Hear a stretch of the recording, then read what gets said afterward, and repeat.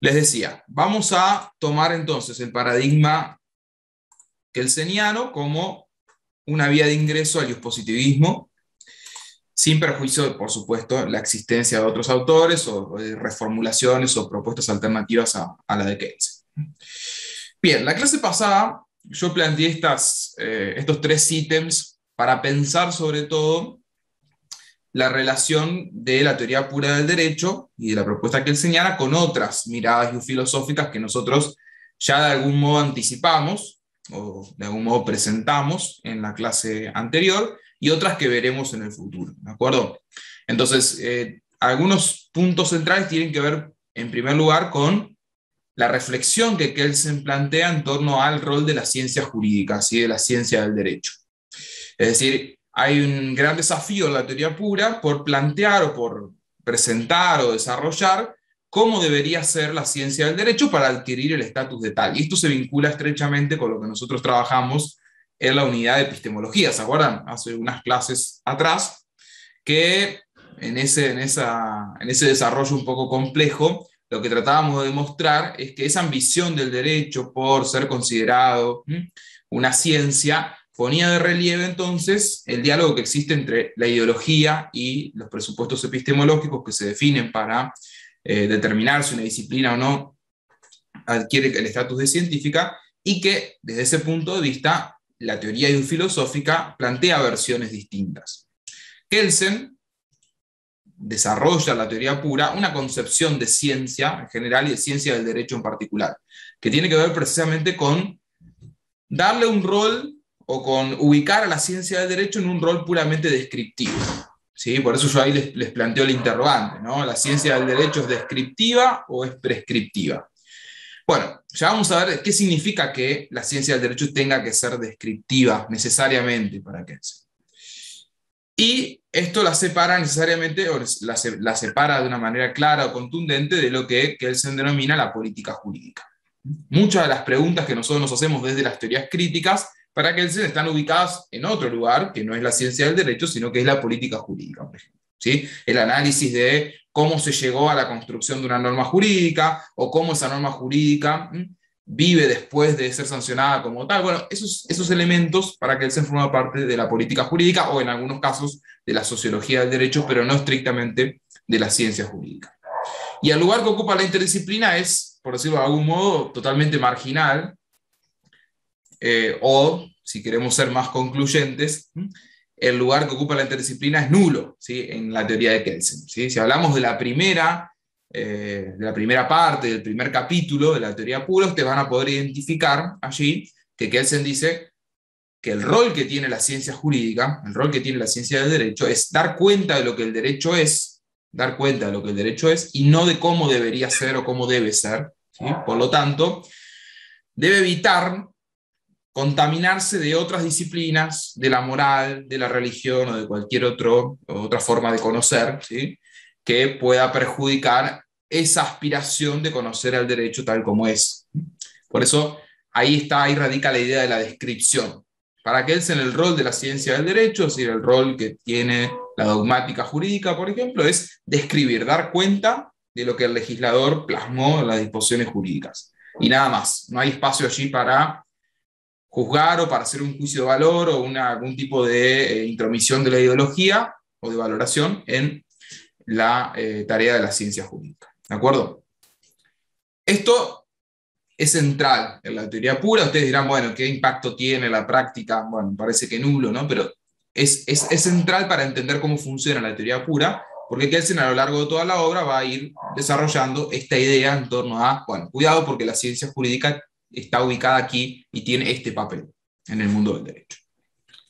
Bien, ahora, para poder pensar, acá tenemos claro entonces cuál es el rol de la ciencia jurídica. Y retomamos este esquema que habíamos planteado en alguna de las clases anteriores en torno a estas tres dimensiones, ¿se acuerdan? El discurso del legislador, por un lado, el discurso de la jurisprudencia, entendiendo por jurisprudencia a la narrativa que proviene tanto de los jueces como de los juristas. Insisto con esta aclaración, porque no tomamos la voz jurisprudencia en el sentido más difundido en nuestra cultura jurídica, o al menos en la cultura jurídica argentina o latinoamericana, que es jurisprudencia como un sinónimo de decisiones judiciales, sino que la tomamos en un sentido más amplio, más abarcativo, que es la jurisprudencia como la conjunción del discurso de los jueces y de los juristas, ¿sí? Es decir, tiene que ver con cómo se le da sentido al discurso del legislador.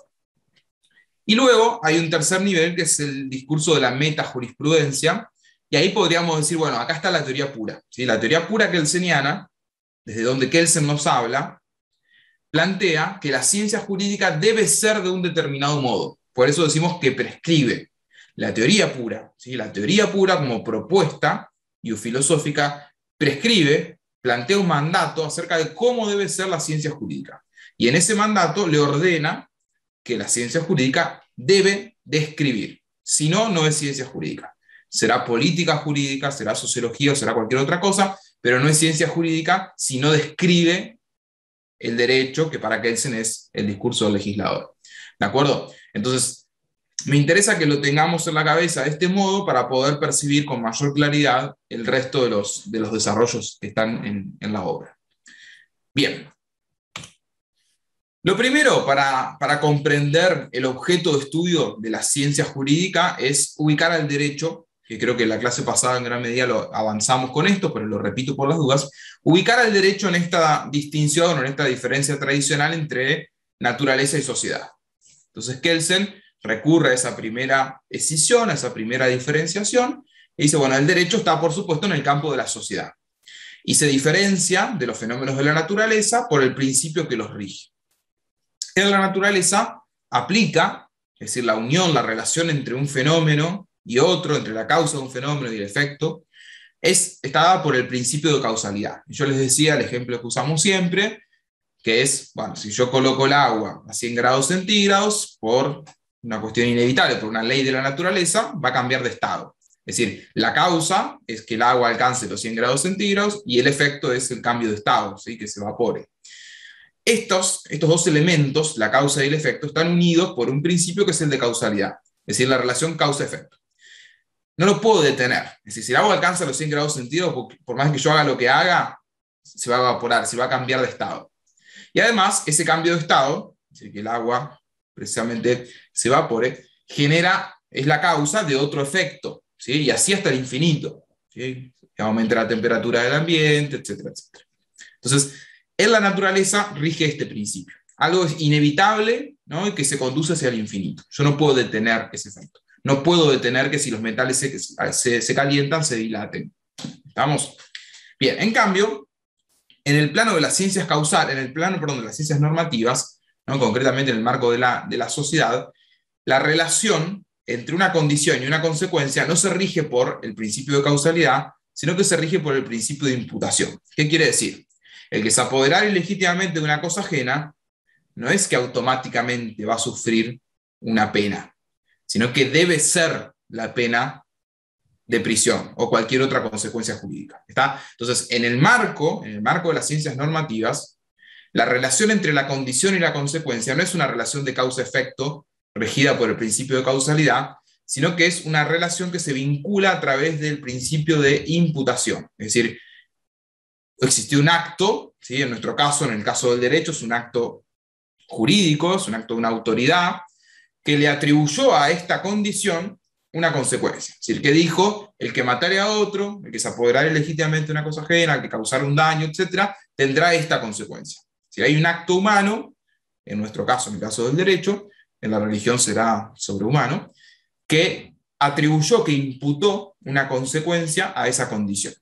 ¿Está? Por eso yo ahí les pongo el deber ser, ¿sí? Debe ser la consecuencia, pero no siempre es la consecuencia. Es decir, el hecho de que yo me apodere ilegítimamente de una cosa ajena no transforma a esa condición automáticamente en una consecuencia, sino que tienen que darse una serie de acontecimientos. Es decir, tiene que, además de existir la norma jurídica, existir una autoridad que lo persiga, que la persona sea imputable, que haya comprendido la criminalidad del acto, etcétera, etcétera, todo lo que ustedes saben de derecho penal. Por lo tanto, hay infinidad de factores que pueden hacer que la consecuencia no se aplique.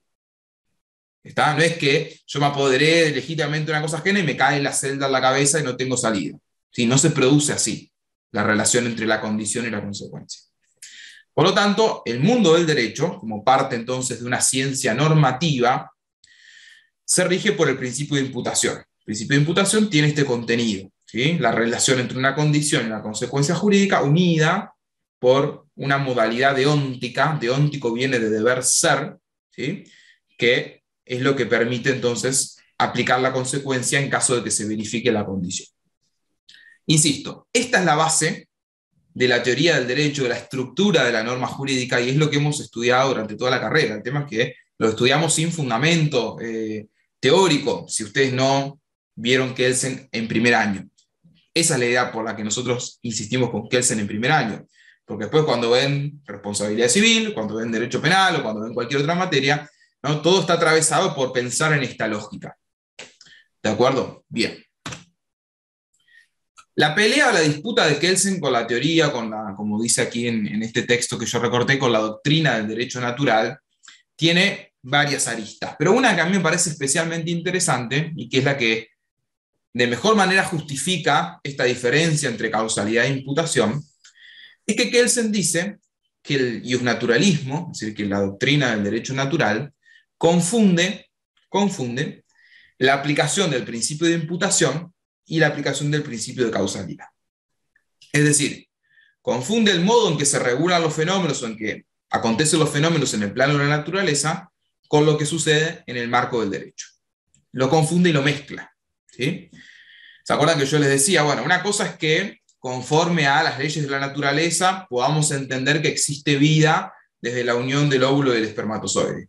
Otra cosa es que transformemos ese es en un deber ser. Es decir, que transformemos que existe vida en virtud de la unión del óvulo y del espermatozoide en un debe ser protegida la vida desde la unión del óvulo y del espermatozoide. Es decir, ahí hay una confusión desde el punto de vista de Kelsen entre el plano de lo que es y el plano de lo que debe ser. Lo que es la dimensión de la naturaleza. Es decir, bueno, efectivamente sucede algo cuando se une un óvulo y un espermatozoide. Es decir, eso es observable, es verificable. Ahora, de ahí a que eso que sucede deba ser protegido o deba ser tutelado, hay un salto, ¿sí? Hay un salto y nada más y nada menos que ese salto es el salto del derecho. Es decir, de que venga un acto humano y diga, esto debe ser. ¿Se entiende? No sé si soy claro. ¿Sí? Pero hay una diferencia teórica que tiene una repercusión práctica contundente en ese sentido. Y ustedes dirán, bueno, nuevamente, ¿no? ¿Para qué sirve esto? Bueno, fíjense el discurso de quienes se oponen al aborto. Quienes se oponen al aborto sostienen, hay vida. Bueno, ¿qué me importa que haya vida? ¿No? Porque el concepto de vida puede ser un concepto de la ciencia biológica. La diferencia es si debe ser protegida la vida. Si simplemente porque existe la unión del óvulo y el espermatozoide debe ser protegida, Kelsen diría, ahí está la confusión de la doctrina del derecho natural, que es precisamente hacer o tratar de que los fenómenos de la naturaleza se rijan o se trasladen al plano de lo jurídico, ¿no? Como confundiendo el ser con el deber ser. En este artículo, ¿no? que yo les pegué acá, que un poco relata una conferencia de Kelsen, fíjense las citas, ¿no? Dice, la doctrina del derecho natural ante el Tribunal de la Ciencia, era el título de la conferencia que dio Kelsen, y Kelsen empezó su disertación con un análisis crítico de la doctrina del derecho natural, la que pretende, según él, deducir de la naturaleza, y en particular de la naturaleza del hombre, reglas de derecho que constituyen la solución justa de los problemas sociales. Es decir, esto, deducir de que porque se une un óvulo y un espermatozoide, debe ser eso una norma jurídica. Esto significa, según Kelsen, que la doctrina del derecho natural ensaya deducir de lo que es lo que debe ser. Pero esta conclusión, para Kelsen, es imposible. Si fuera posible encontrar una reglamentación justa de las relaciones sociales mediante un análisis de la realidad, la creación de un derecho positivo sería superflua y un derecho positivo que no estuviera de acuerdo con el derecho natural sería nulo e inútil. ¿Se entiende? ¿Se entiende hasta acá? ¿Vamos bien? Es decir, eso que yo les presenté antes, que insisto, parece muy abstracto, ustedes dirán, bueno, ¿para qué sirve saber la diferencia entre imputación y causalidad? Aterriza de lleno acá, ¿sí? En esta idea que está muchas veces solapada y oculta en los discursos que circulan, que es la de intentar confundir el plano de lo natural, o el plano de la naturaleza, con el plano jurídico. ¿Sí? El ejemplo más claro es este del aborto, ¿sí? O de la protección de la persona. Porque una cosa es la vida, lo que, en el plano de lo biológico, y otra cosa es esa protección que deba hacer o no deba hacer. Bien. Kelsen, entonces, sostiene esto. Para sintetizarlo en una frase, esto lo dice la teoría pura. La doctrina del derecho natural incurre en un error lógico al pretender derivar el deber ser del ser. ¿Sí? Incurre en un error lógico al pretender derivar el deber ser del ser. Y yo suelo usar este ejemplo para hacerlos pensar a ustedes y hacerlos pensar, a ver qué les parece, ¿no? Para ver algo mucho más práctico. ¿Cómo derivamos el debe a partir del es? Supongamos que tenemos estas premisas, ¿no? Y acá piensen porque les voy a preguntar a ver qué les parece. Las premisas son: A pronunció esta frase, ¿sí? La pronunció. Prometo pagarte $1000 a B. Entonces de ahí deducimos que A hizo una promesa. Y deducimos que A asumió una obligación respecto de B. Por lo tanto, la conclusión es que A debe pagarle a B $1000. ¿Sí? Bien, pensemos analíticamente esta construcción, este razonamiento. Si yo me posiciono en la teoría pura, si me posiciono en lo que dice Kelsen, en lo que Kelsen le critica a la doctrina del derecho natural y en esa relación entre deber ser y ser, entre el debe y el es. ¿Qué falta acá? ¿Es un razonamiento consistente desde este punto de vista o falta algo? ¿Qué les parece? Es decir, yo dije, A dijo, prometo pagarte $1000 a B. A hizo una promesa. A asumió la obligación respecto de B. Una norma jurídica. ¿Y cuál sería la norma?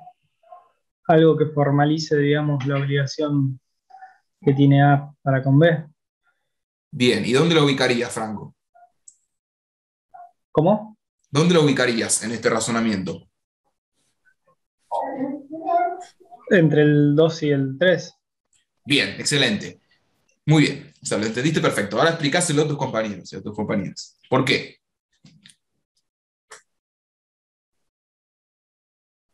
¿Cuál es la explicación? A ver cómo le puedo decir.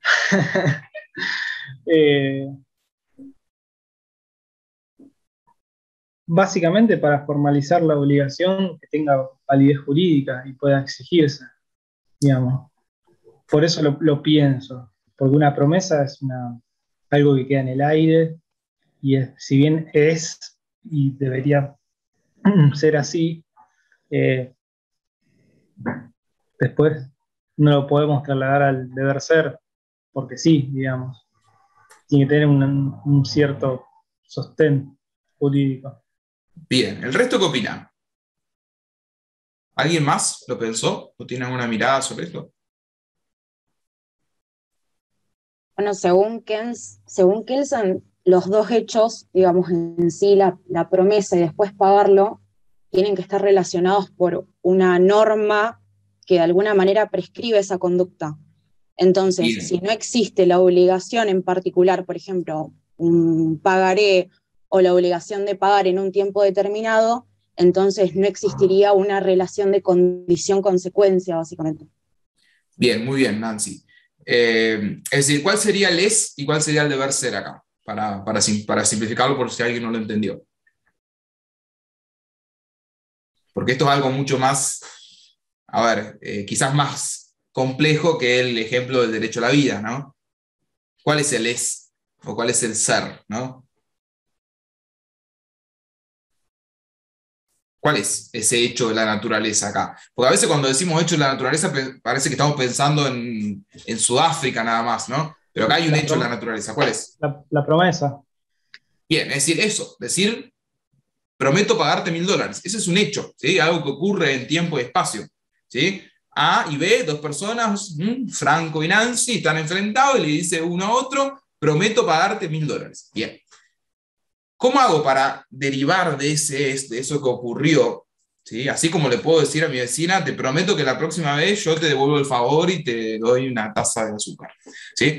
Así como eso que yo pronuncio, ¿sí? Que es parte del terreno de lo que sucede en los hechos, cómo se transforma o cómo se lo traslada al concepto de obligación jurídica, ¿no? Porque podría ser una obligación moral también. Bueno, los chicos, Franco y Nancy, con mucha agudeza, dijeron falta una norma jurídica. Yo podría decir falta una norma constitutiva, ¿sí? Pero bueno, Kelsen la idea de norma constitutiva no la trabaja, incluso esto ha sido muy, muy cuestionado, porque las normas constitutivas son aquellas que no tienen la estructura que Kelsen pensó para las normas. Pero bueno, la norma constitutiva podría ser, en este caso, toda promesa que se pronuncie constituye una obligación jurídica, por ejemplo, ¿no? Sería una norma constitutiva. Si la pensamos a la Kelsen estrictamente, sería, como dijo Nancy, aquel que promete pagar una suma de dinero estará obligado a hacerlo, y si no lo hace, tendrá una sanción de, no sé, el monto de la suma más los intereses. ¿Se entiende? Entonces, entre las dos observaciones de Nancy y de Franco, se complementa la respuesta, ¿no? Porque Franco dice que hay que ubicarla entre la premisa 2 y la 3. Y es cierto, porque ahí está el salto de la promesa a la obligación. Si no existe la norma jurídica que permita ese salto, yo me quedo en el plano de los hechos, es decir, será una promesa. Y yo si quiero la cumplo, y si no, no. Y si no la cumplo, bueno, quizás si estamos en el plano de la moral, tendré una sanción moral o no. O será una obligación natural, como ustedes trabajan a veces en obligaciones, ¿no? Que dicen es una obligación natural. Bueno, ahora, si yo le sumo ahí, entre el 2 y el 3, una regla constitutiva, o le sumo una norma jurídica, como dijeron ustedes, la realidad es otra. Ahí sí puedo deducir el deber ser. ¿Se entiende? Lo podríamos hacer igual con el caso del derecho a la vida. Pero bueno, me pareció que esto era más claro, o era distinto, para sacarlo un poco del ejemplo habitual. ¿Se entiende entonces por qué lo de Kelsen termina impactando en toda la construcción de la teoría del derecho? ¿Sí? Kelsen cuestiona esa idea, ¿no? La transición del es y la confusión entre el es y el deber ser de la doctrina del derecho natural. Lo que sucede es que falta siempre una norma jurídica. ¿Sí? Si algo está sucediendo en el plano de la realidad, ¿tendrá o no tendrá consecuencias jurídicas? Solo sí, un acto creador de derecho le atribuye a ese hecho, la naturaleza, una consecuencia. Si no, no. ¿Está? Incluso la consecuencia puede ser que ese hecho de la naturaleza sea un hecho creador de derecho. Por ejemplo, si nosotros dos, ¿no? O si Franco y Nancy intercambian palabras y él le dice, yo te ofrezco prestarte un servicio por esta suma de dinero, y Nancy le dice, yo acepto, bueno, el hecho de que ese intercambio sea un contrato depende pura y exclusivamente de que existe una norma jurídica que diga, si dos partes se acuerdan, ¿no? Una formula una oferta, la otra acepta, o dos partes acuerdan acerca de la prestación de servicio, habrá contrato de locación de servicio. Pero depende de eso, si el derecho no dice nada, bueno, podrá ser un contrato típico o no será contrato. ¿De acuerdo? Y no tendrá efectos jurídicos, por lo tanto. Bien. Esa es la disquisición, ¿no? Que quería hacer para que ustedes entiendan bien por qué Kelsen insiste tanto en esta distinción entre lo que ocurre en el plano de la naturaleza y lo que ocurre en el plano del derecho. Esa distinción tiene o nos lleva directamente algo que para mí es muy importante de la teoría pura y que a veces lo pasamos, ¿no? Un poco con la velocidad que nos lleva a los cursos, lo pasamos rápidamente. Y es la diferencia que plantea Kelsen entre el acto y la significación del acto, que un poco tiene que ver con lo que acabamos de decir. Es decir, evidentemente ocurren hechos permanentemente, es decir, todos llevamos a cabo hechos, y esos hechos tienen una significación para el derecho. La significación puede ser una significación subjetiva o puede ser una significación objetiva. Y el ejemplo más claro, perdón si soy repetitivo, Maju ya me habrá escuchado 2000 veces decir lo mismo, pero aparte es de derecho laboral, así que a ella le debe gustar, el ejemplo más claro para mí de la diferencia entre significación subjetiva y objetiva es el caso del contrato de trabajo. Es decir, si dos personas entablan una relación y una en favor de la otra presta un servicio, ¿sí? Durante un tiempo determinado, cumpliendo un horario, recibiendo órdenes, es decir, que hay facultades de dirección de una sobre otra, cobrando una remuneración fija, ¿sí? De manera mensual, etc. Pero esas dos personas escribieron algo en un papel y pusieron que habían entablado una relación que se llama locación de servicio o locación de obra, ¿sí? Bien. ¿Hay un hecho de la naturaleza? Sí, que hay una persona que va todos los días al establecimiento de la otra, que se queda 8 horas, que recibe órdenes, que hace una tarea, bien. Ese hecho de la naturaleza tiene una significación subjetiva que es la que le dieron las partes, locación de obra, locación de servicio. Y tiene otra significación, que es la significación objetiva, la del derecho, el derecho positivo, que dice, bueno, si hay relación de dependencia, si la dependencia supone esto, entonces eso se llama contrato de trabajo. Y nada más. ¿Está? Entonces, lo que intenta demostrarnos Kelsen con esta diferencia, ¿sí?, entre la significación subjetiva y la significación objetiva, es lo que acabo de decir recién. Hechos de la naturaleza se suceden permanentemente.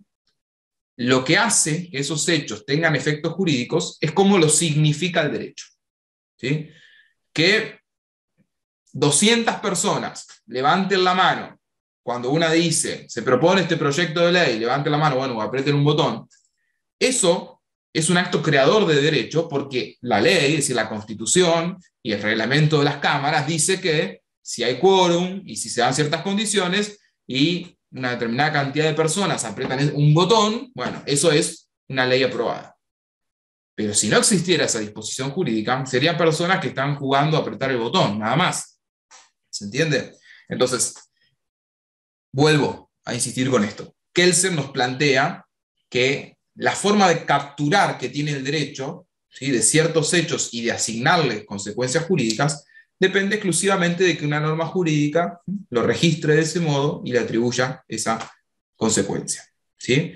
Por lo tanto, siempre en una confrontación entre la significación subjetiva de un acto y la significación objetiva, la única que prima, la única que tiene efectos, es la objetiva, es decir, la del derecho. El resto será simplemente lo que las partes acordaron, pero no tendrá consecuencias jurídicas.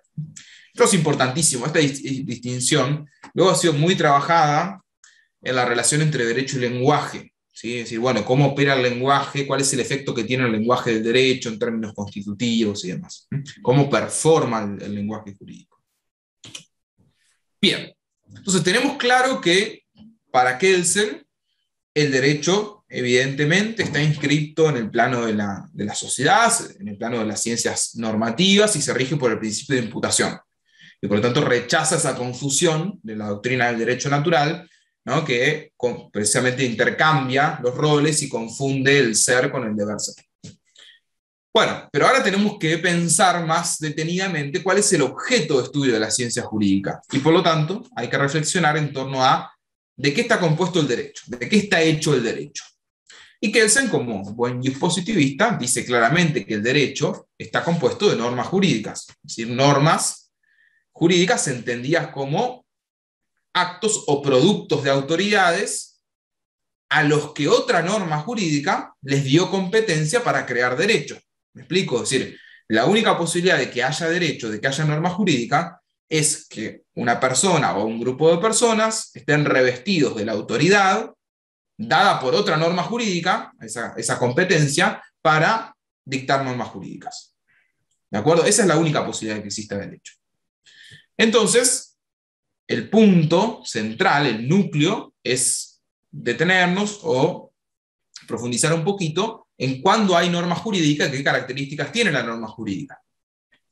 Bueno, una de las características centrales, además de la coerción y demás, que lo vamos a ver después, es que las normas jurídicas tienen que atravesar una categoría central, que es la categoría de la validez. Es decir, para que sean normas jurídicas, tienen que ser válidas desde el punto de vista jurídico.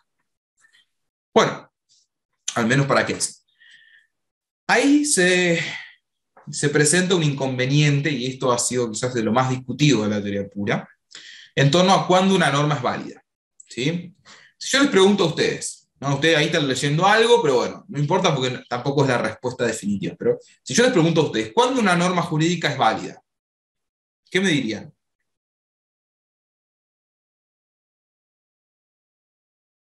¿Cuándo es válida? Cuando emana de un órgano competente. Bien, ¿quién lo dijo? Perdón que no... Valentina, acá estoy sin cámara. Valentina, bien. Cuando emana de un órgano competente. ¿Solo eso? Cuando fue Por los realizada procedimientos también establecidos. A ver. mediante el procedimiento de la Constitución Nacional, o sea, Bien, a mí me gustó más. Dos condiciones, ¿sí? El órgano competente y el procedimiento. A veces cuando tomamos exámenes libres nos reímos porque siempre nos dicen, bueno, que sea emanado una autoridad competente, y yo les digo, bueno, si estamos en el marco del Congreso de la Nación, ¿sí? Y hay 3 diputados, ¿no? ¿Son autoridad competente? Sí. Pero esos 3 diputados dicen, bueno, vamos a crear una ley que diga que todos los hinchas de Boca serán sancionados con la pena de muerte. 3 diputados. ¿Son autoridad competente? Sí. ¿Eso es una norma válida? No, no es válida porque no sigue el procedimiento previsto por la Constitución. Entonces, al menos para Kelsen, los requisitos de validez son 2, ¿sí? La observancia del procedimiento y que además la norma emane de una autoridad competente. Dato no menor, la competencia a la autoridad se la da otra norma jurídica. Por eso Guastini dice con total contundencia, una de las características centrales del derecho es que él regula o él disciplina su propia creación. Es decir, el derecho disciplina su propia creación, a diferencia de otros órdenes normativos como la moral o la religión, que no disciplinan su creación. El derecho disciplina su propia creación. Es decir, establece, bueno, para crear una norma hay que seguir este procedimiento. ¿De acuerdo? Entonces, bueno, la posición de Valentina es procedimiento más competencia de la autoridad. ¿Alguien quería agregar algo en torno a la validez? Sí, para mí también en cuanto al tiempo y el lugar, porque hay que ver si es retroactiva, si no es retroactiva, no es para, a veces puede ser para un solo territorio, para todo, también la validez de espacio y tiempo. Bien, eso lo dice Kelsen, muy bien, Tamara. Es decir, Kelsen habla de la validez temporal y de la validez material, y bueno, de la validez personal incluso, ¿no? De las normas jurídicas. Por lo tanto, eso es un dato relevante. Pero podríamos decir que, bueno, es un desprendimiento de la afirmación inicial, que es la norma es válida para Kelsen cuando es dictada por autoridad competente y conforme al procedimiento que fija la norma superior, ¿no? Esta es la manera más clara de sintetizarlo o de hacer una abstracción, ¿sí?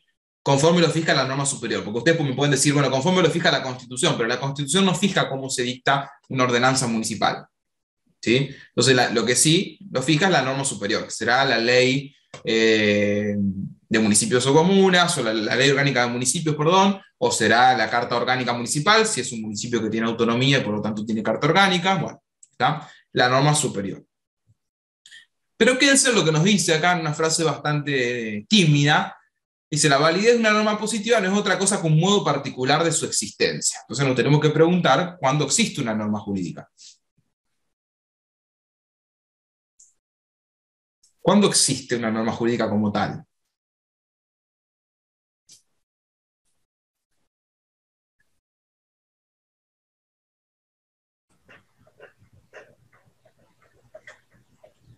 Cuando se promulga y se publica. ¿Quién lo dijo? Perdón.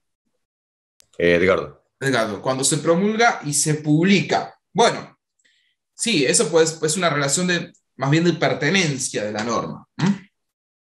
Kelsen dice, para que una norma positiva exista, es preciso que haya sido creada por un acto, es decir, un hecho natural al que el ordenamiento jurídico le asigna el carácter de creador de derecho. ¿Está? Es más o menos lo que decíamos recién, porque para Kelsen, al menos para Kelsen, las nociones de validez y de existencia son prácticamente intercambiables, ¿sí? Por eso él dice es una forma particular de existencia. Para que una norma exista, tiene que ser dictada por autoridad competente conforme al procedimiento fijado por la norma superior. Ahí existe la norma, y por lo tanto es válida a priori. ¿Está? Entonces, tenemos esta primera mirada de la validez de Kelsen. ¿Sí? A mí me gusta hacer esta aclaración. A veces es difícil complejizar tanto, pero tampoco quiero faltar a la verdad. Porque si ustedes leen la teoría pura, de acuerdo a la edición que lean, es posible que se encuentren con algún escollo. Nosotros solemos enseñar, para diferenciar bien a Kelsen de Roth, por ejemplo, que es un autor realista, que la noción de validez de Kelsen es una noción normativa. ¿Qué quiere decir que es normativa? Que la norma es válida por su propia fuerza normativa. Es decir, la fuerza normativa se la da, como ustedes dijeron muy bien, que sea dictada por una autoridad competente y conforme al procedimiento fijado por la norma superior. Pero hay alguna parte de la teoría pura, sí, insisto, a veces depende de la edición y demás, donde Kelsen dice que la validez depende de la eficacia, o que está relacionada con la eficacia. Esto, en rigor, se debe a una suerte de un segundo Kelsen, que empezó a relacionar las nociones de validez y eficacia, sobre todo después de la década del 60. ¿Sí? Es que también motivado por las críticas que se le hizo a esta primera versión. Nosotros lo que enseñamos tradicionalmente, que nos posicionamos en la teoría pura primera edición, es que la norma jurídica es válida si cumple esos requisitos y que la validez de una norma jurídica no está subordinada a su eficacia. ¿Qué quiere decir que no esté subordinada a la eficacia? Que si la norma se aplica o no se aplica, es válida igual. Es decir, no pierde validez. Pierde validez solo si se deroga, o bueno, si no fue dictada por el órgano competente o conforme al procedimiento previsto por la norma superior, directamente nunca fue válida la norma. ¿Está? Bien. Ahora, la idea de eficacia, la categoría de eficacia, que está muy vinculada con la de validez, responde a otro elemento, que es un elemento más bien fáctico. Es decir, bueno, ¿se cumple la norma o no se cumple? ¿Es aplicada o no es aplicada? Por eso me interesa la aclaración, no con ánimo de confundirlos, ni de confundirlas, sino para que sepan, porque quizás leen en cualquier paper o en cualquier lado, o leen la misma teoría pura, esta relación con la eficacia, y me interesa que esté claro al menos que transitó por diversos carriles. Y que de hecho Kelsen sostiene después que si ninguna norma del ordenamiento jurídico se cumple, pierde eficacia el ordenamiento jurídico, ¿sí? Ninguna pierde eficacia y también pierde validez. ¿Sí? Se caería todo del orden jurídico. Pero bueno, por ahora nos quedamos con esta idea, ¿sí? Que está así expresada en la teoría pura. La validez de una norma jurídica depende del acto creador, es decir, de la autoridad que la creó y del procedimiento que guió esa creación. ¿De acuerdo? Bien. Le llamamos a esta concepción de la validez una concepción normativa, ¿sí? Es la validez en términos normativos, a diferencia de otras donde la validez es una validez fáctica, por ejemplo la propuesta de Ross, de Alf Ross. O para los naturalistas la validez es axiológica. ¿Por qué será axiológica la validez para los naturalistas? ¿Qué intuyen? Si yo les digo, bueno, para Kelsen la validez de una norma es un criterio de validez fáctico, normativo. Para el realismo, el criterio de validez es fáctico. Y para el naturalismo, el criterio de validez es axiológico. ¿Qué intuyen de eso? Sin haber leído nada. Que está relacionado con los valores. Bien, es decir, que la validez de la norma para el naturalismo no depende de que haya sido dictada por autoridad competente y de la fuerza que tiene esa autoridad competente. Depende de, Tamara dice de los valores, y si tuviésemos que decirlo de otro modo, ¿de qué depende la validez de una norma jurídica para el naturalismo? ¿Cuál es la relación entre la norma y los valores? Puede ser la moral. Sí, sí, hablamos de valores morales o de principios morales, ¿está? Pero, ¿cómo gravitan estos valores o cómo inciden en la validez? Porque eso estamos discutiendo. ¿Cómo? Que se ajusta porque ellos creían que era como una naturaleza legisladora que proviene de la creación de Dios. Excelente, muy bien, Nancy. Es decir, la relación sería si la norma jurídica, la norma positiva, no es justa o no se adecúa a los principios morales, entonces pierde validez. ¿Se entiende? ¿Todos lo entienden? Tenemos un criterio de validez axiológico en el naturalismo porque precisamente está subordinada a la adecuación. Hay algunos que dicen, bueno, cualquier inadecuación la hace inválida, otros, como la famosa tesis de Radbruch, que dice, la injusticia extrema no es derecho, es decir, tiene que ser extrema esa oposición entre la norma y el valor justicia.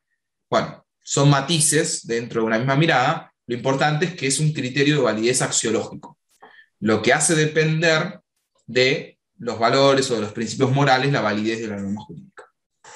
¿Está? En cambio, para el positivismo, el criterio normativo de validez sostiene que si fue dictada por autoridad competente, la norma es obligatoria, es decir, obliga, y por lo tanto es válida. Y ahí vamos a entrar en una discusión muy fuerte entre Kelsen y Ross, ¿sí? Que ahora la voy a introducir en un ratito. ¿Vamos hasta acá? ¿Está claro? ¿Alguna pregunta? Sin miedo. Porque por ahí para algunos es algo sencillo, porque ya lo vieron, pero para otros es algo totalmente nuevo. Y van a ver después, cuando hagamos el primer trabajo, que esto tiene aplicación, ¿sí? De hecho, a veces trabajamos con un caso, una sentencia, donde se ven claramente las posiciones acerca de la validez. Bueno, pero si hablamos de la validez, y si hablamos de esa relación que tiene con otras normas jurídicas, porque acá está la clave, es decir, la validez es una noción relacional. ¿Qué quiere decir que sea relacional? Bueno, que para determinar la validez de una norma jurídica, tengo que relacionarla o vincularla con otras. Sobre todo con la norma superior, que es la que me va a fijar, ¿sí? Que es la que me va a fijar, a determinar si yo como autoridad inferior soy competente, y además me va a fijar, a determinar el procedimiento que debo observar para sancionar una norma válida. ¿De acuerdo? ¿Se entiende por qué hablamos de que la validez es una noción relacional? Es decir, el acto creador de derecho va a estar marcado por lo que determina una norma superior. El acto del legislador nacional, es decir, del Congreso de la Nación, de crear una ley nacional, está determinado por lo que fija la Constitución como norma superior. Bueno, pero acá vamos a encontrar un problema, y ustedes ya se van a dar cuenta rápidamente. La famosa pirámide de Kelsen, ¿sí? Que es quizá lo más famoso de este autor, que nunca habla de pirámide de Kelsen en la teoría pura, pero bueno, se hizo conocido por eso, contiene las normas estructuradas jerárquicamente. Entonces, partimos de la Constitución, la legislación, el rol que tiene la jurisdicción, es decir, la sentencia de los jueces, la administración pública también, y los actos de derecho privado. Si yo les pregunto, conforme a lo que vimos recién,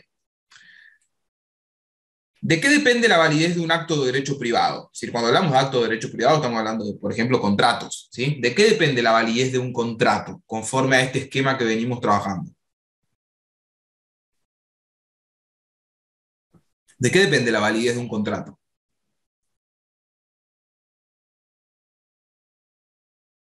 ¿Cuál es la norma con la que se vincula para que le dé validez?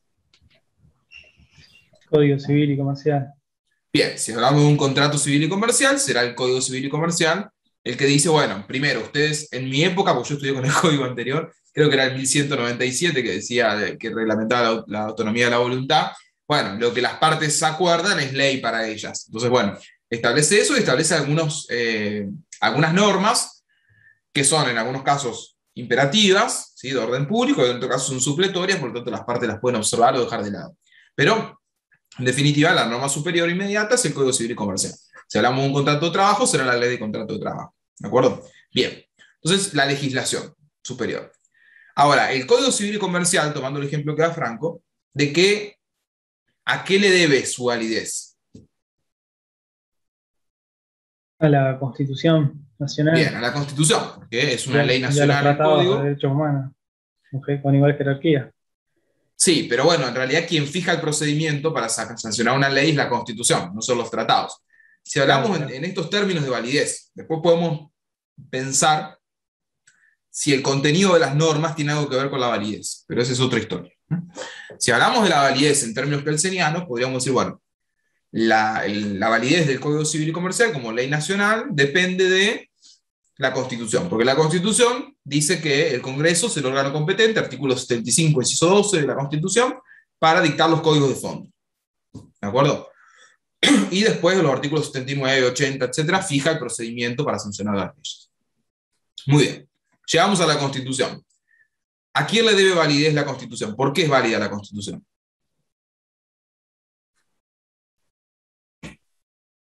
Acá estamos en problemas.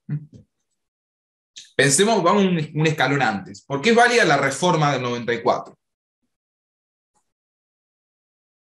¿A quién le debe validez esa reforma? Porque se dio mediante los mecanismos previstos en la Constitución anterior, ¿o no? Bien, ¿cuáles son esos mecanismos? ¿Va? Examen de constitucional. Y que se convoque, que se elijan a los constituyentes, que se haga una asamblea, que se decidan qué puntos se van a tratar y a modificar, que se voten por mayoría. Bien, es decir, lo que establece el artículo 30 de la Constitución originaria, ¿sí? La del 53, que dice, bueno, la Constitución se puede reformar en todo o en alguna de sus partes, para eso hay que declarar la necesidad de la reforma, bien, perfecto. Por las 2/3 partes, ahí se discute si son de la Y totalidad. la Constitución no le debería, digamos, al pueblo, si se la toma como un contrato, Bueno, pero originariamente, digamos. ahí tendríamos un problema, ¿sí? Ahora vamos a ver cómo lo resuelve Kelsen. La reforma constitucional, estamos de acuerdo, como dice Valentina, la reforma 94 le dé validez a la Constitución originaria, ¿sí? La del 53. ¿Por qué? Porque esa Constitución prevé el mecanismo de reforma. De hecho, sin ir más lejos, en el caso Fait, no sé si alguno lo recuerda, se declaró la nulidad de un artículo de la Constitución del 94 por entender que violaba el procedimiento, ¿sí? Fijado en la Constitución. El caso Fait, no sé si alguien lo recuerda, es el que establece el límite de edad para los jueces, ¿sí? ¿Se acuerdan? El artículo 99, inciso 4 de la Constitución dispone que los jueces deberían cesar en sus cargos a los 75 años. Y que, si se optare porque continuaren, tendrían que tener otro nombramiento por 5 años y bueno, así consecutivamente. Fait, en ese amparo que presenta, lo que argumenta es que él había sido nombrado antes de la reforma constitucional, por lo tanto tenía un derecho adquirido, y que además se violentaba la estabilidad de los jueces en su cargo, etcétera, etcétera. Bueno, finalmente, la Corte misma declara no la inconstitucionalidad, declara la nulidad del artículo 99.4 por entender que violaba el procedimiento fijado por la Constitución, ya que no era un tema habilitado para reformarse. Después la Corte, en otro caso, Schifrin, 2017, se desdice y ahora sostiene que no es nulo, ¿sí? El 99.4, y lo aplica. Bueno, lo aplica salvo para Hayton de Nolasco, que ya pasó la edad y sin embargo sigue. ¿Estamos? Pero bueno, les quería con esto graficar que la reforma constitucional entonces depende o hace depender su validez de la Constitución originaria. Ahora, si vamos a la Constitución originaria, la del 53-60, esa Constitución, ¿por qué es válida?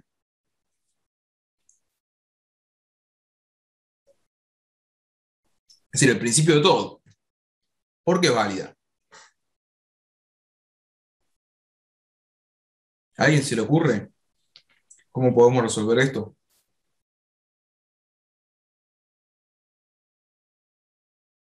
¿Por qué será válida? Es la fuente de toda la legitimidad posterior, digamos, ¿no?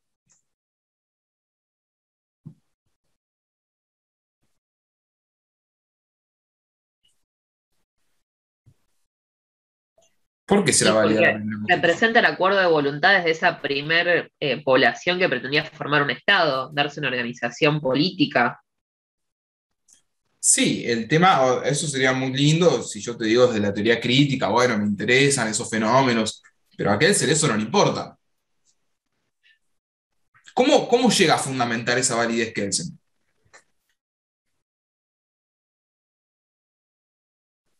Es decir, no tengo ninguna otra norma. Bueno, como no tengo ninguna otra norma, Kelsen crea una norma que es la norma hipotética fundamental, ¿sí? Una norma que no es positiva, que no es jurídica. ¿Se entiende? Por eso es la que puse ahí en el recuadro de arriba, ¿sí? La norma hipotética fundamental. Y cuidado, porque a veces los estudiantes de primer año nos confunden la norma hipotética fundamental con la primera Constitución, porque nosotros le decimos norma fundamental a la Constitución, pero bueno, por eso a veces es preferible decirle norma básica, que en realidad sí está en la versión en inglés, que es la basic norm, para no confundir. Pero bueno, la norma hipotética fundamental, en la teoría de Kelsen, cumple ese rol fundamentalmente, ¿sí? Es como el cierre del sistema. Así, bueno, yo llegué hasta acá. En mi teoría de la validez llego hasta acá, nada más. Como fundamento la primera Constitución? Bueno, hay una norma hipotética fundamental, cuyo contenido, signos de pregunta, porque es hipotética, que es la que le da sustento a todo el sistema normativo, que es una hipótesis de trabajo, tal como lo dice su nombre, es decir, que es una herramienta científica, por eso es una creación de Kelsen. Y que de ahí dependería entonces la validez de todo el resto del sistema.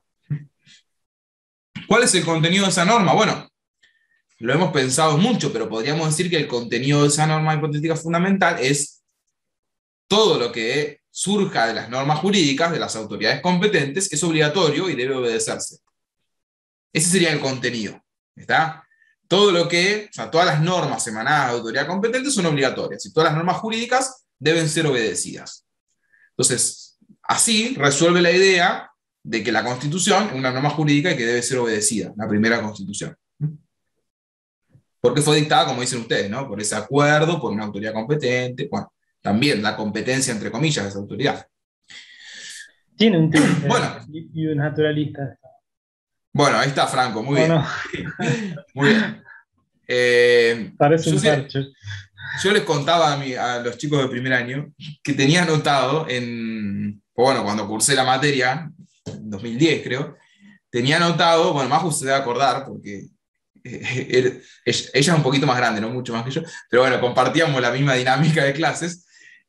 Anotábamos, viste, en el libro siempre, yo anotaba todo en el libro de la teoría pura, que lo tenía fotocopiado, y había notado en esta parte algo que tenía que ver con esto que vos decís.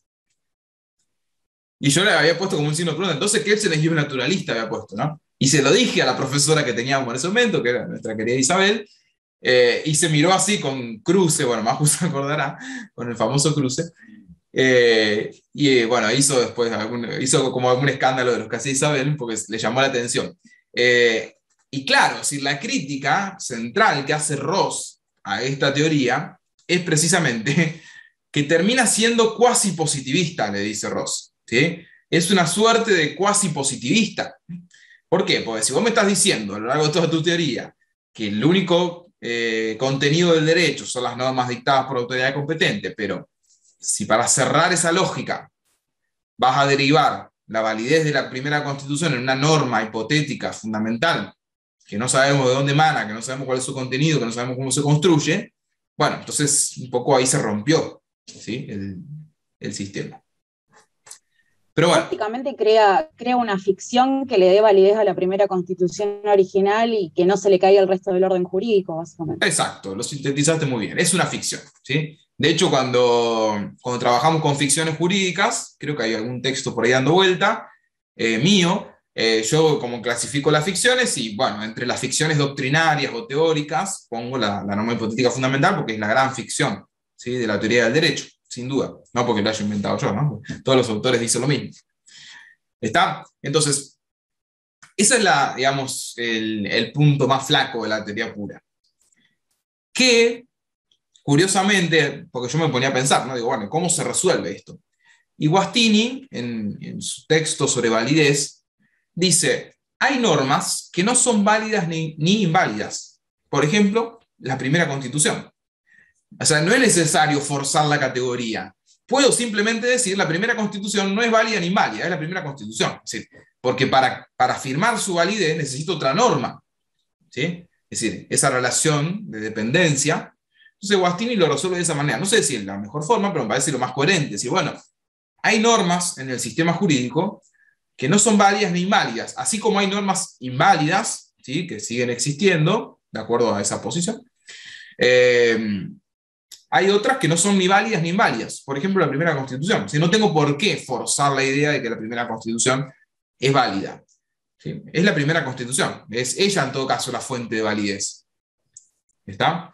Entonces, bueno, esa es una posición de Guastini, ¿no? Que intenta resolver un poco la idea de Kelsen. Pero Ross lo critica de este modo. Fíjense. Ross escribió un texto que es un ensayo muy poco difundido en general, pero muy importante para mí, que es de 1961, después se los voy a pasar, en virtud de una conferencia que dio en Buenos Aires, donde habla de la teoría de la validez, y Ahí está muy claro. Si ustedes lo leen, por ahí es un poco complejo, pero van a ver si ahí se van a ir dando cuenta si entienden o no todo lo que trabajamos hasta acá. Porque explica lo que es el positivismo, explica lo que es el naturalismo, y después aterriza la idea de validez.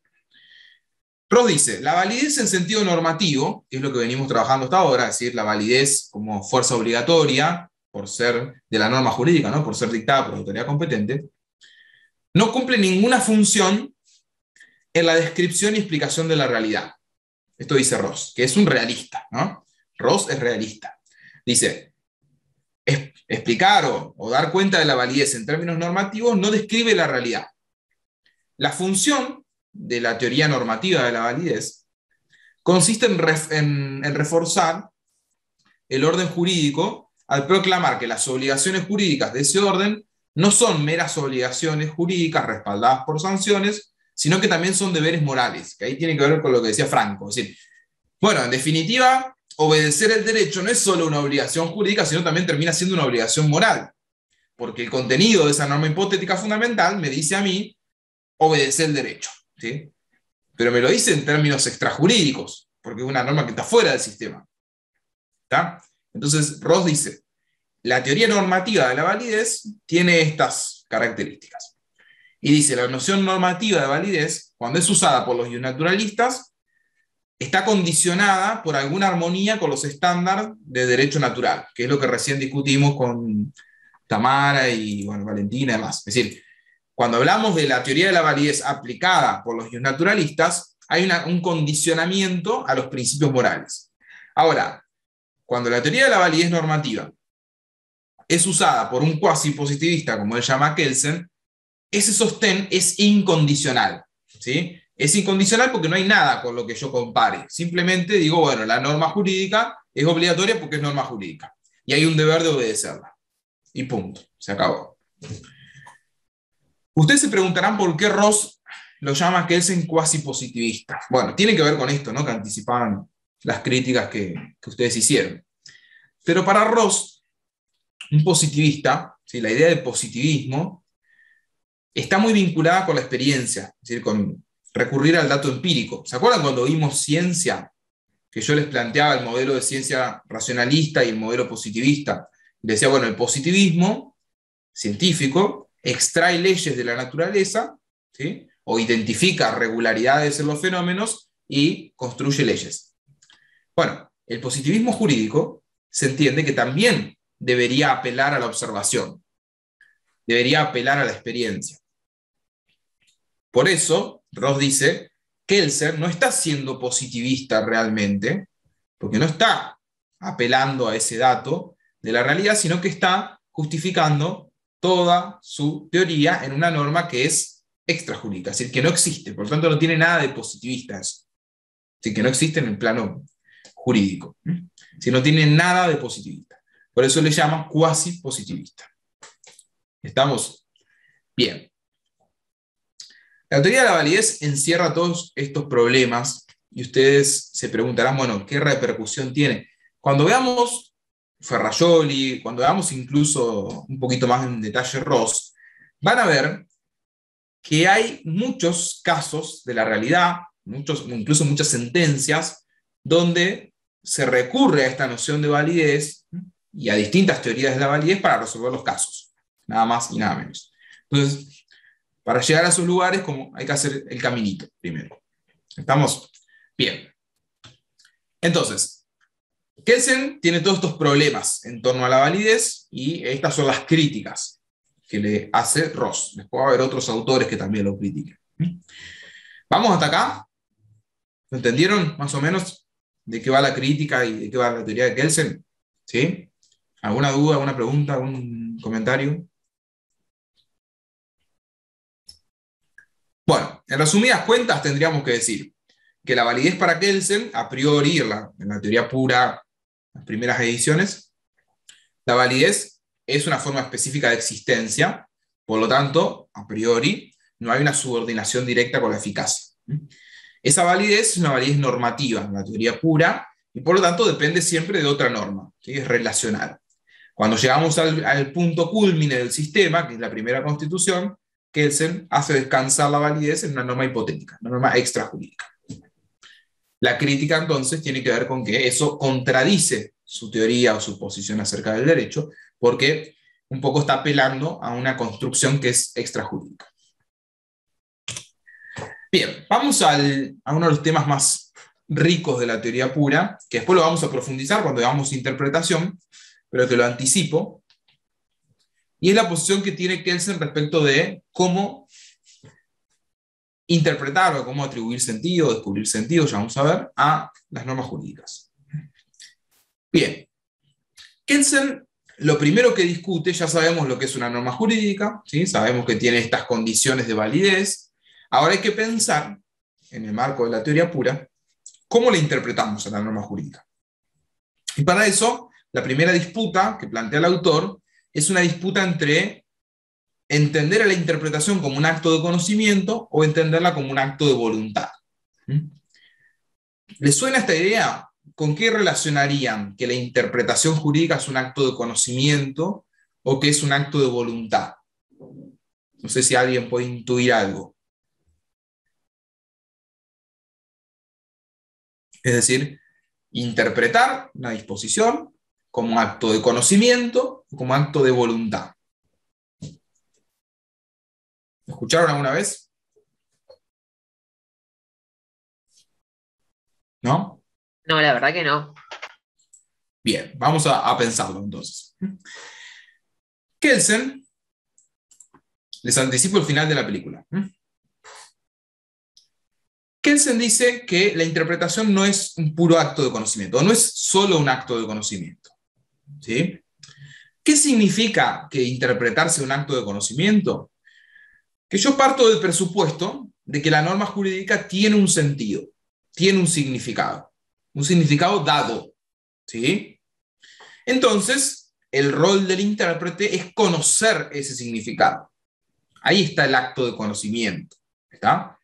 Si yo me aproximo a mi objeto de estudio, que es una norma jurídica, y voy a conocerla, entonces tengo que dar cuenta de lo que es. ¿Sí?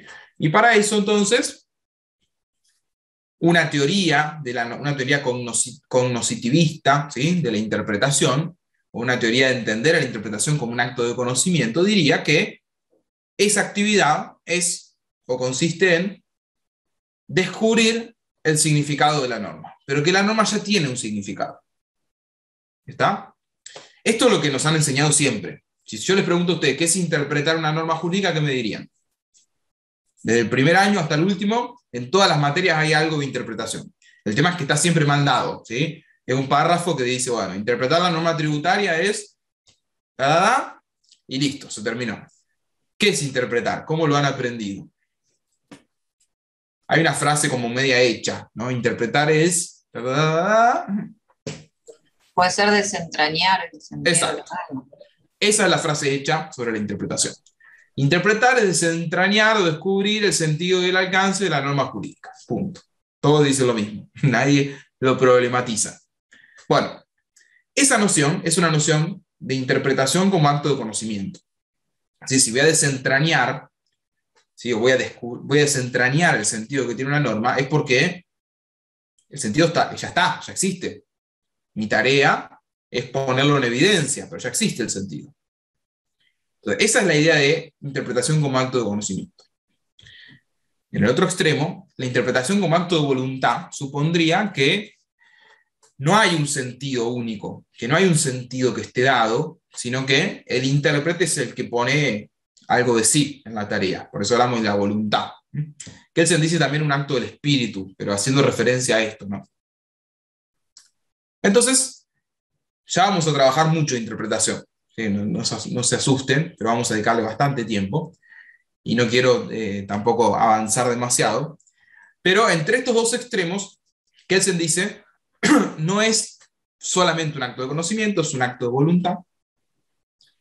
Y él se ubica en una suerte de teoría intermedia entre las teorías de la interpretación, porque sostiene que el intérprete, entonces, no revela un sentido ya dado, si tiene una actitud protagónica, y que a los efectos de la interpretación, la norma jurídica es entendida por Kelsen como un marco abierto a múltiples posibilidades. Así lo dice. ¿Qué quiere decir que sea un marco abierto a múltiples posibilidades? Que la norma fija, si la norma superior, fija un esquema, ¿sí? Fija ciertos límites, ciertos bordes, pero dentro de esos bordes el intérprete puede moverse, ¿está? No es que existe una única forma de interpretarla, sino que dentro de ese marco el intérprete puede deslizarse, pero dentro del marco. Por eso es intermedia, no es que cualquier interpretación vale, sino que vale la interpretación que se dé dentro del marco. Un alumno de primer año, el año pasado, muy bueno, brillante, me dijo, bueno, pero entonces, ¿esto qué relación tiene con lo que Kelsen viene diciendo de la ciencia jurídica? O sea, la ciencia jurídica no le da espacio para poner nada, tiene que describir nada más. O sea, una observación brillante realmente. Bueno, porque Kelsen está pensando en la interpretación de los jueces, está pensando en la interpretación de las autoridades, no en la interpretación de la dogmática. Porque si fuera la interpretación de la dogmática, o la interpretación de la doctrina, ahí claro que no hay lugar a que la doctrina ponga nada de sí, porque eso dejaría de ser ciencia, ¿sí? En cambio, cuando hablamos de la interpretación judicial, bueno, Kelsen sí entiende que de la norma superior, que es la ley, el Código Penal, el Código Civil Comercial, la Ley de Contrato de Trabajo, a la norma inferior, que es la sentencia que va a dictar el juez, eso es una norma jurídica, la sentencia, en esa transición de la norma general a la norma particular, del código, de la ley, a la sentencia, hay un marco abierto a múltiples posibilidades. ¿Está? Entonces, vale la pena esta idea de Kelsen, porque además lo que subraya es que no existe un único método para interpretar. O sea, como no hay respuesta correcta, no hay una única salida, tampoco hay un único camino. El método es el camino. Como no tengo un único lugar a donde llegar, tampoco hay un único camino.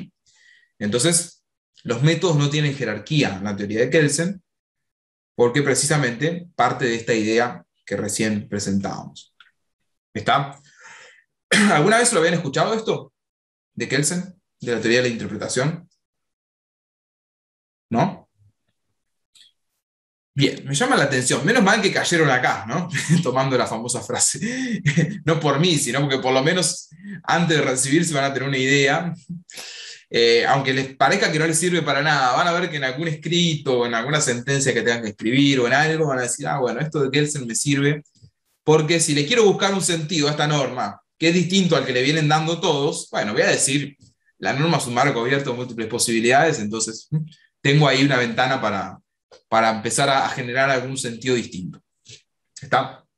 Bien. Insisto, interpretación lo vamos a profundizar mucho más con una mirada muy práctica, muy práctica, créanme, en la segunda parte del cuatrimestre. Pero por ahora me interesa que pensemos en la propuesta de Kelsen nada más. Bien. Este otro ejemplo que yo lo tomo desde que soy ayudante, me acuerdo. Después se hizo famoso el artículo 4 con la discusión del aborto, pero yo siempre tomaba este ejemplo y ahora me causaba risa porque es muy patente, ¿sí? Fíjense que los grupos pro vida tomaban el artículo 4 para defender la inconstitucionalidad o la inconvencionalidad de la interrupción voluntaria del embarazo, y los grupos que defendían el aborto lo tomaban para entender que era constitucional y que era convencional. Entonces, es el ejemplo más claro de que la norma es un marco abierto a múltiples posibilidades. El artículo 4 al que me refiero es de la Convención Americana sobre Derechos Humanos, mal llamada Pacto de San José de Costa Rica. Este artículo dice lo siguiente. Dice, toda persona tiene derecho a que se respete su vida, y este derecho estará protegido por la ley y, en general, a partir del momento de la concepción. Ese en general, es lo que ha generado las discusiones, ¿sí? Entonces, podríamos pensar que el en general supone que cada estado lo puede reglamentar como quiera. Es decir, que pueda concebirlo desde la concepción, o que pueda concebir la protección del derecho a la vida desde el nacimiento o desde determinada cantidad de semanas, etc. Esa es una alternativa. Otra alternativa es, no, lo que quisieron decir es que es desde la concepción. ¿Sí? Bueno, yo podría decir, a contrario sensu, pero en otras normas no dice en general. Entonces, bueno, en fin. Lo que da cuenta a esto es que hay distintos sentidos posibles dentro de ese marco, que es el marco que da en general. Despenalizar o legalizar la interrupción voluntaria del embarazo, criminalizar el aborto en todos los casos, criminalizarlo en algunos casos. Es decir, esto permite abrir opciones. Que creo que ha sido un poco la finalidad de plantearlo así. Porque ustedes saben que cuando se formulan tratados internacionales, hay una búsqueda de lograr cierto alcance y cierta adhesión de los estados, y a veces es conveniente usar este tipo de fórmulas para que los estados que tienen intenciones de legalizar o que tienen intenciones de permanecer en la penalización se sumen al tratado, ¿no? Y ahí darles una suerte de margen de apreciación para tomar una categoría también interesante. ¿Estamos? Entonces, la idea de Kelsen de que la norma es un marco abierto, múltiples posibilidades, se sintetiza en ejemplos como este. Una norma, ¿sí?, X, que permite diversas interpretaciones dentro de un mismo marco, porque no estamos saliéndonos del marco, el marco lo da en general, ¿sí? Bien, si la norma dijera se protege la vida siempre desde la concepción, no tenemos mucha opción, pero acá un poco está abierta esa grieta. Bueno, lo del rol de la ciencia jurídica ya lo vimos. Lo que me interesa solamente presentar antes de terminar, les prometo que es lo último, es un poco la idea de la sanción jurídica y cómo funciona la estructura de la norma en Kelsen. Entonces, tenemos claro que el derecho para Kelsen está compuesto por normas jurídicas, que esas normas tienen una determinada validez, con un alcance normativo que ya vimos, que el ordenamiento jurídico tiene una estructura determinada y que hay permanentemente actos de creación y aplicación, hasta la primera Constitución, con todos los problemas que tenía respecto de la validez y respecto de su fundamento. Recién nos preguntamos cómo interpretar, es decir, cómo en ese proceso de crear y aplicar, es decir, un juez aplica una norma superior, que es un código o una ley, o la Constitución, y a su vez crea derecho, porque crea una sentencia, entonces está aplicando y creando. En ese proceso de creación y aplicación tiene que interpretar. ¿Cómo interpreta? Bueno, de acuerdo a Kelsen, entendiendo que la norma es un marco abierto a múltiples posibilidades. Pero ahora, para cerrar, la idea sería pensar cuál es la función que tiene el derecho. Para Kelsen, la función del derecho es social. Es decir, que el derecho sea una técnica social supone que tiene una intención de que nosotros nos conduzcamos de una manera determinada. Es decir, nos fija un mandato de conducta. Dice, bueno, yo quiero que la sociedad no mate, no robe, conduzca con cierta prudencia, en fin, no sea corrupta. Bueno, una suerte de ideales que harían que nosotros pudiésemos convivir mejor. Para lograr ese fin, es decir, para lograr que nosotros nos comportemos de una manera determinada, ¿cómo trabaja el derecho? El derecho trabaja con la sanción, es así, ¿sí? Esto es elemental. Entonces le pone una sanción a la conducta que no quiere. Es decir, no quiero que roben, le pongo una sanción a robar. No quiero que maten, le pongo una sanción a matar. No quiero que la gente incumpla los contratos, entonces le pongo una sanción al incumplimiento de los contratos. Una sanción me refiero a una consecuencia, ¿no? El deber de reparar, etcétera, de indemnizar. Bueno,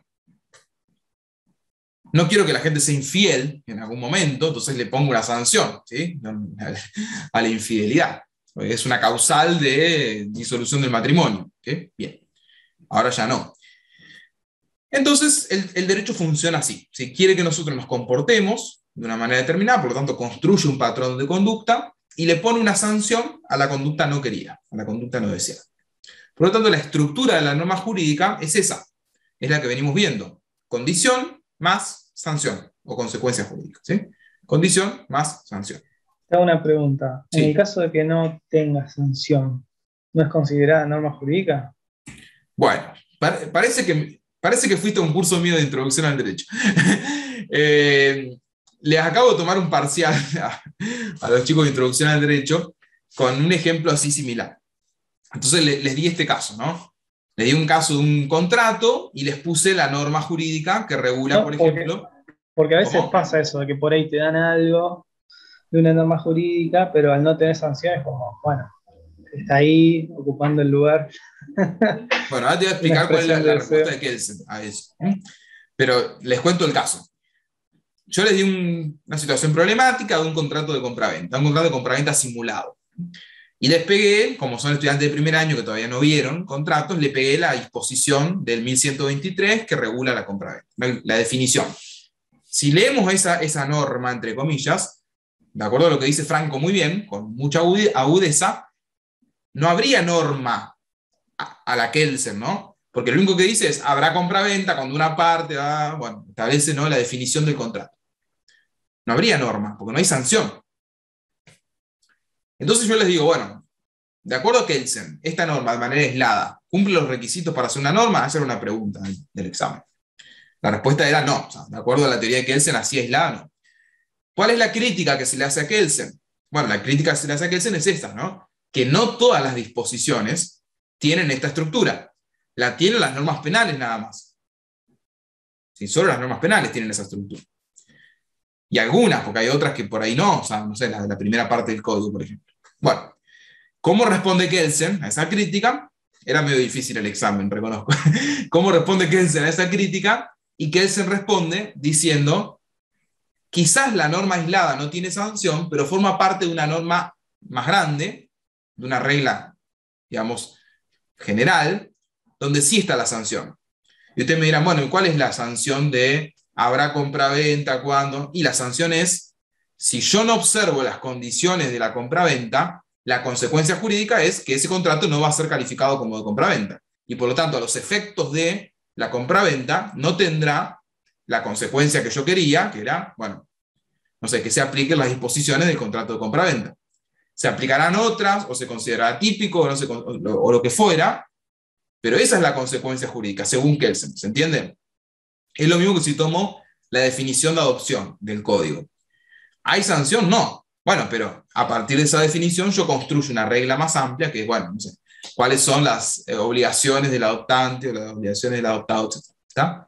Entonces, ahí es la respuesta de Kelsen, por eso tu pregunta es muy atinada. La estructura de la norma es esa, pero Kelsen responde a la crítica que le han hecho, sobre todo Hart, diciendo, bueno, quizás esta norma aislada no tiene la sanción, pero esta norma unida con otra, sí. Entonces, ahí está la idea. Siempre va a haber una sanción para Kelsen. Incluso fuera fuera del código, por ejemplo. Siempre va a haber una sanción. Es decir, si yo me detengo en la norma que define al testamento, ¿cuál es la sanción de esa norma? Bueno, la sanción será que si la uno a los efectos del testamento es que mi acto no va a surtir efectos del testamento si no cumplir los requisitos. ¿Está? Entonces la sanción no siempre es ir a la cárcel, o bueno, como ustedes saben muy bien, la sanción puede ser privar del efecto jurídico deseado a ese acto. Y yo busqué este efecto y no lo logro porque el ordenamiento me sanciona diciéndome si vos no cumpliste con la definición del contrato, entonces la sanción es lo privo de efectos, o lo privo de esos efectos. ¿Está? Franco, es como si la norma estuviera fragmentada, se podría decir. Exacto, es así la definición de Kelsen. Es una fragmentación de la norma. Es decir, por eso a mí me gusta más la idea, que después la trabajamos cuando hablamos de interpretación, de que son disposiciones, ¿sí? No normas, ¿sí? Son disposiciones. La norma es el resultado de una tarea de interpretación. Es decir, que son disposiciones las que tienen los códigos. Bueno. Pero bueno, esta es otra mirada. ¿Estamos? Entonces, eso es lo que nos plantea Kelsen en torno a la estructura. Lo que distingue al derecho de cualquier otro sistema normativo es que la sanción es una sanción coercitiva, ¿sí? Es una sanción que está respaldada por el monopolio de la fuerza del Estado. En cambio, el sistema normativo de la moral tendrá sanciones, pero no son sanciones coercitivas. Bien, está clara la estructura con esta disquisición que hicimos, que es muy interesante, que es muy válida, en torno a qué pasa con las normas que no tienen sanción. Y ahí llegamos al hecho ilícito, para terminar. El hecho ilícito nos presenta un nuevo desafío, ¿no? En la teoría de Kelsen, que es un poco romper con esto que también nos han enseñado. Y ahora viene muy a tono con lo que está pasando en torno a la discusión del artículo 205, creo que es del Código Penal, acerca de, bueno, cómo se incumple o cuál es la conducta típica, etc. La pregunta es, ¿el hecho ilícito es la violación del derecho o no? Kelsen, ¿qué piensan ustedes así a priori? ¿Cómo definirían al hecho ilícito? ¿Cuándo hay una ilicitud? ¿Cuándo hay un hecho ilícito?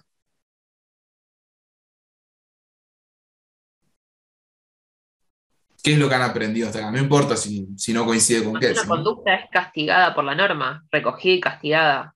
Bueno, ahí está muy bien, ¿sí? Esa es muy kelseniana. Esa es muy kelseniana, eso está muy bien. Parece que leyó Kelsen. Pero la definición tradicional que nos han enseñado, ¿cuál es? Del hecho ilícito. Vamos. La conducta típica, antijurídica y culpable. Eso es delito. Ah, ¿Sí? sí. Al menos a mí, no sé, ustedes, por ahí tuvieron otro... A mí siempre me han enseñado que el hecho ilícito era la conducta contraria a derecho, ¿o no?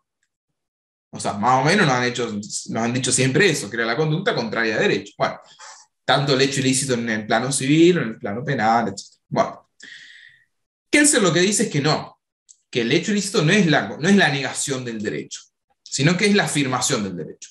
Es decir, cuando yo cometo un hecho ilícito, no estoy negando el derecho, sino que lo estoy realizando. Es decir, el que matare a otro, el que se apoderare ilegítimamente de una cosa ajena, el que incumpliere un contrato, bien, está realizando lo que dice el derecho. Y es lo que permite que el derecho funcione. Es decir, matar a otro permite aplicar la sanción y permite poner en movimiento la maquinaria del derecho. Lo que Kelsen plantea es que la teoría tradicional, que el naturalismo, un poco ahí confunde la idea, confunde estas ideas, ¿sí? Y no las confunde azarosamente ni de manera inocente, sino que las confunde porque presupone que existen conductas que son ilícitas per se. Es decir, Kelsen dice, son malas in se. No malas porque están prohibidas. Ahí creo que fue Valentina, lo dijo muy bien. Dijo, el hecho ilícito es una conducta que tiene una sanción. Bueno, eso es lo que dice Kelsen.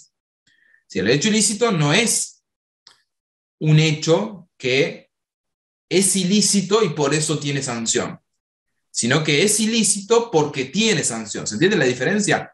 Que es lo que yo les planteo en estas dos opciones.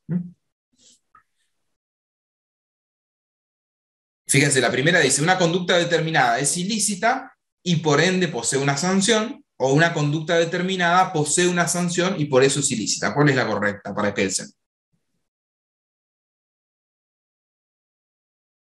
¿Se entiende la diferencia?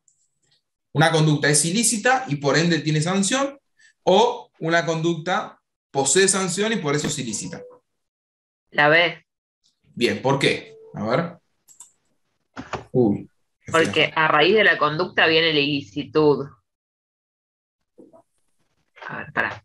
A ver, o a raíz de la sanción viene la ilicitud.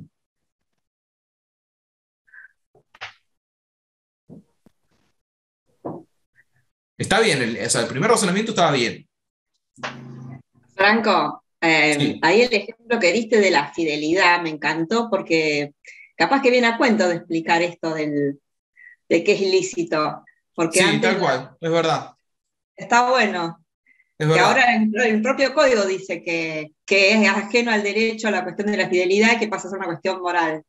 Me Claro, parece que algo podríamos así, decir, no me acuerdo. claro, tomando ese ejemplo de Viviana, podríamos decir, bueno, la infidelidad es ilícita y por eso tiene sanción, o en su momento, ¿no? Antes, la infidelidad era ilícita porque tenía sanción. ¿Se entiende la diferencia? Yo sé que parece un juego de palabras, pero no es sutil, pero es sustancial la diferencia. Es decir, una cosa es que yo diga que una conducta es ilícita y por eso la sanciono. Es decir, es ilícito ser infiel, entonces te sanciono. Estoy presuponiendo que estos ilícitos de antes de la norma jurídica, es decir, que la ilicitud es preexistente a la norma, ¿está? Es ilícito y por eso te sanciono. Entonces, esta idea presupone que esto ya era ilícito, que era ilícito porque es inmoral, ¿no? Como dice Viviana. ¿Está? En cambio, Kelsen dice, no, no es así. Esta conducta es ilícita porque tiene la sanción. Si yo le saco la sanción, deja de ser ilícita. Será inmoral. ¿Se entiende la diferencia? Entonces, es el derecho el que hace que esto sea lícito o ilícito. Y como es el derecho el que hace que esto sea ilícito o ilícito, la única forma que tiene el derecho de convertirlo en lícito o en ilícito es poniéndole o sacándole la sanción. No hay mala in se, dice Kelsen, o no hay ilícita in se, podríamos decir, sino mala prohibida. ¿Está? No hay una conducta que sea ilícita por sí misma, sino hay una conducta que es ilícita porque el derecho le coloca una sanción. ¿Se entiende? ¿Sí? Y de ese modo nosotros podemos deducir cuál es la conducta prohibida y cuál es la conducta querida por el derecho. ¿Está? Si la infidelidad tiene una sanción, o sea, es causal de disolución del matrimonio, o era delito en algún momento el adulterio, ¿no? Entonces, lo querido, sin la obligación, es ser fiel. ¿Se entiende? Esto a qué se le llama norma primaria y norma secundaria. La primaria es la que tiene la estructura condición-sanción, y la secundaria es la que se deriva de la primaria en términos afirmativos, es decir, la obligación. Entonces, si la norma primaria es el que matare a otro tiene una pena de 8 a 25 años de prisión, la secundaria es no matar. Si la norma primaria es el que sea infiel o la infidelidad será causal de disolución del matrimonio, la norma secundaria es no ser infiel. O no hay que ser infiel. ¿Sí? ¿Se entiende? Entonces ahí un poco se sintetiza todo lo que Kelsen nos quiere decir en la teoría pura en cuanto al rol del derecho. ¿Sí? El derecho quiere que nosotros nos conduzcamos de una manera determinada. Para eso le pone sanción a las conductas indeseadas. La infidelidad en su momento, robar, matar, incumplir, bueno, en fin. Le coloca una sanción.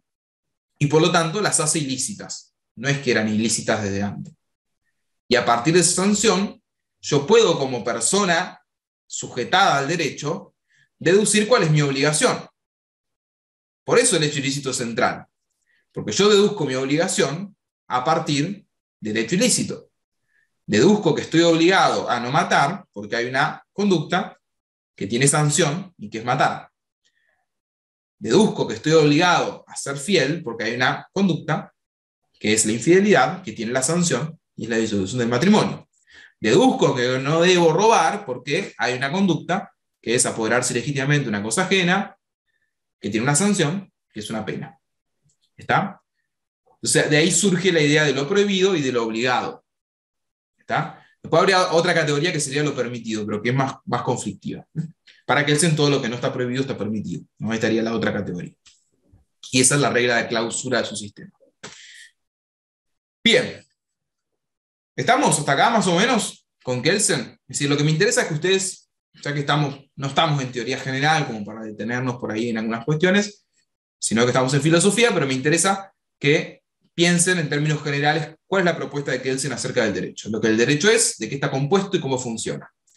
Y para eso creo que la teoría pura nos da una hoja de ruta bastante clara. ¿Alguna pregunta, alguna duda? Fíjense que esto es lo que ustedes han hecho durante toda la carrera, ¿sí? Estudiar este tipo de estructuras. El tema es que la herramienta de la teoría general y de la filosofía del derecho es poder pensarlas un poco más en abstracto para razonar realmente los fundamentos, ¿sí? Cómo funciona el sistema, con las críticas que pueda tener la teoría de Kelsen. Bueno, ¿alguna pregunta, alguna duda sobre esto? ¿Alguna inquietud?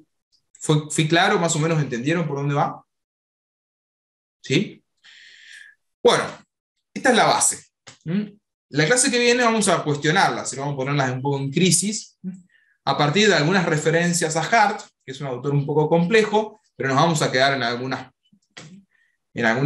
contribuciones concretas, y de Alf Ross, que es el otro autor que ya venimos mencionando, y que también es un gran punto de análisis. Por lo tanto, ese sería el desafío para las próximas clases, estudiar a Hart, a Ross. Ahí haríamos el corte, digamos, un corte simbólico, ¿no? Para el primer trabajo, y después avanzaríamos con teorías críticas, le vamos a dedicar un espacio especial, y las corrientes un poco más, digamos, teorías pospositivistas, además de las críticas, el neoconstitucionalismo, la teoría de Ferrajoli, etc. Bueno, insisto, ¿alguna pregunta, alguna duda? Sin miedo. ¿Nada? Bueno, no sé si me olvidé de algo. Maju, Viviana, ¿quieren decir algo? ¿No? Bueno, entonces nos vemos el jueves, ¿les parece? El jueves a las 2 seguimos con estos temas. Buen descanso, cuídense. Nos vemos la semana que viene. Gracias a todos y a todas. Chao. Chao, gracias. Chao, nos vemos. Chao, profe. gracias.